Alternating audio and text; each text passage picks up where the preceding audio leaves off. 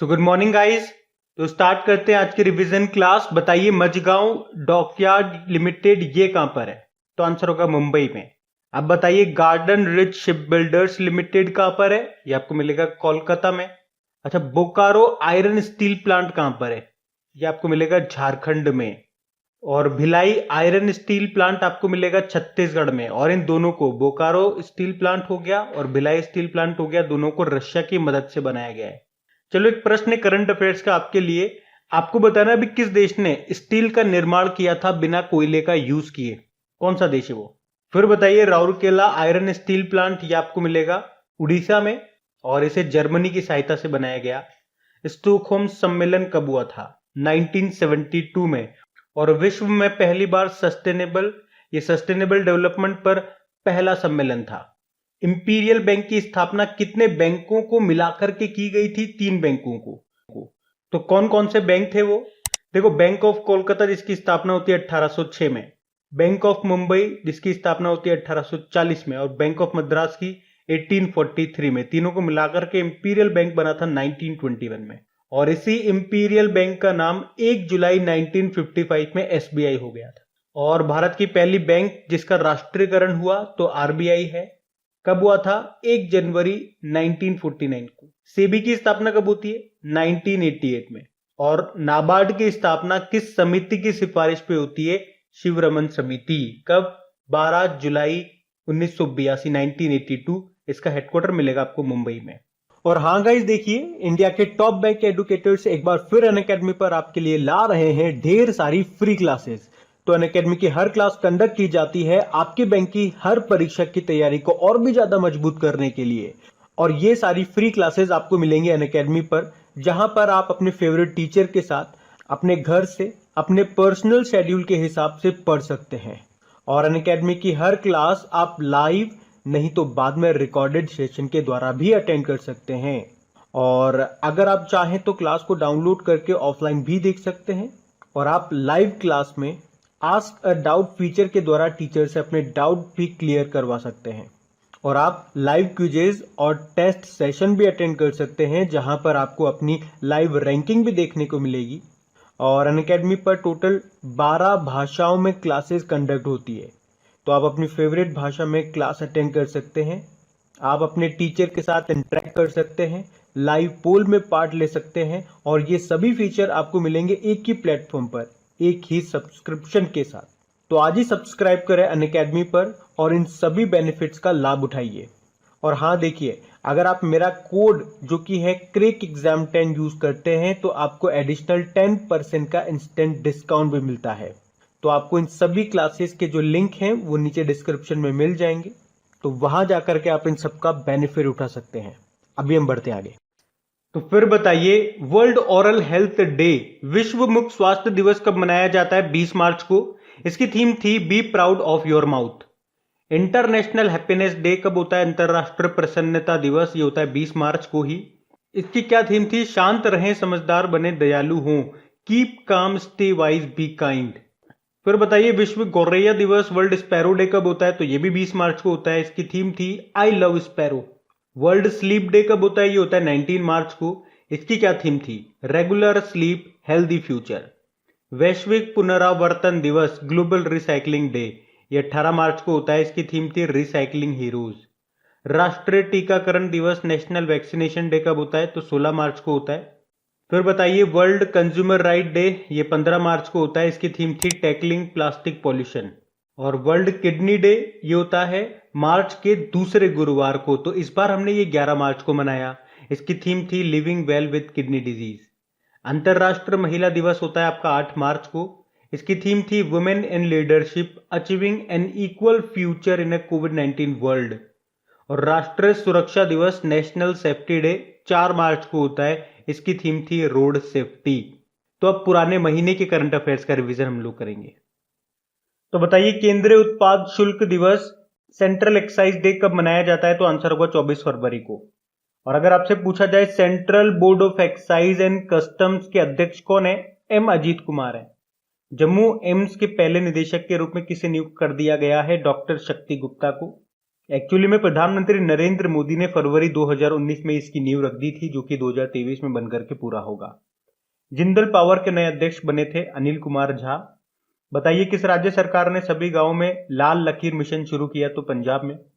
Dada Saheb Phalke international film festival 2021 में best actor का award मिला अक्षय कुमार को लक्ष्मी मूवी के लिए। बताइए मध्य प्रदेश विधानसभा का अध्यक्ष किसे बनाया गया? गिरीश गौतम को।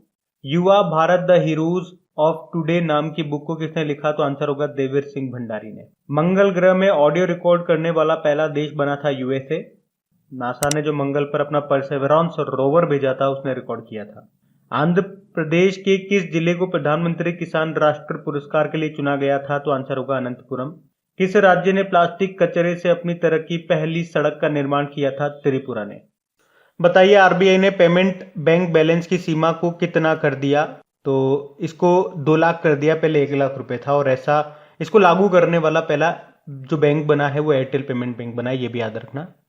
मतलब जो पेमेंट बैंक होते हैं ना, उनमें पहले आप ज़्यादा से ज़्यादा 1 लाख रुपए जमा कर सकते थे, अब 2 लाख कर सकते हो, ये इसका मतलब हो गया।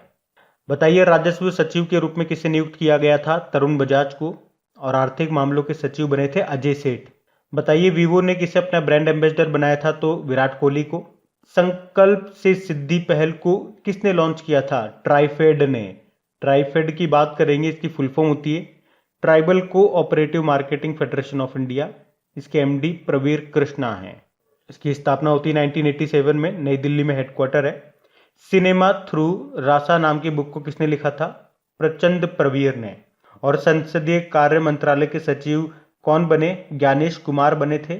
और अगर आपसे पूछा जाए कि इसके मंत्री कौन है? पार्लियामेंट्री अफेयर मिनिस्टर हैं आपके प्रहलाद जोशी, जिनका निर्वाचन क्षेत्र है धारवाड़ कर्नाटक। बताइए स्पोर्ट्स एक्सचेंज ने किसे अपना ब्रांड एम्बेसडर बनाया था? ये फैंटेसी स्पोर्ट्स गेम है, तो आंसर होगा पृथ्वी शॉ। और भारत के 48 नंबर के चीफ जस्टिस ऑफ इंडिया कौन है? एनवी रमन्ना है। इनसे पहले शरद अरविंद बोबड़े थे 47 नंबर के। और करंट अफेयर्स में आप लोगों ने पढ़ा होगा, भारत की पहली महिला चीफ जस्टिस ऑफ इंडिया कौन बन सकती है? नाम बताइए उनका। चलिए कमेंट बॉक्स में आप ही बताइए। फिर अगला प्रश्न है किसने sports star decade of the year award जीता? तो एमसी मैरी कॉम ने, बॉक्सर है। अभी टोक्यो ओलंपिक में मेडल तो नहीं ला पाई है, लेकिन उद्घाटन समारोह में मनप्रीत सिंह के साथ ये ध्वजवाहक रही थी, फ्लैग बियरर थी। और टोक्यो पैरालंपिक का भी याद रखना, उद्घाटन समारोह में ध्वजवाहक कौन थे? टेकचंद थे।